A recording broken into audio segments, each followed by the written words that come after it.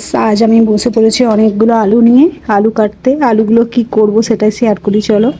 তো বাজারে আলু প্রচুর সস্তা, তাই আমি অনেক আলু নিয়ে চলে এসেছি। তো এই যে আলুগুলো কাটতে বসে গেছি এইভাবে স্লাইড করতে। এগুলো পাঁপড় বানাবো, আলুর পাঁপড়। এই যে স্লাইড করছি এভাবে,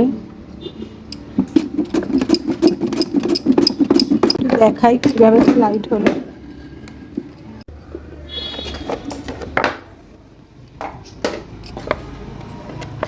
একদম পাতলা পাতলা। তো এইগুলো আমি একটু সেদ্ধ করে নেব জল দিয়ে, তারপর রোদে শুকনো করে নেব। রোদে দুবার শুকনো করলেই, মানে দুটো রোদ খাওয়ালেই শুকনো হয়ে যাবে। হয়ে যাওয়ার পর পাঁপড় রেডি। ব্যাস, চাইলে এভাবে বানিয়ে ফেলতে পারো আলুর পাঁপড়। দুটো আমার শুকনো করা হয়ে গেছে, তো দেখতেই পাচ্ছেন শুকনো করার পর কেমন হয়েছে। তো একদম আওয়াজ হচ্ছে, দেখতে পাচ্ছেন। আর চিপস রেডি, এবার শুধু ভাজার অপেক্ষায়।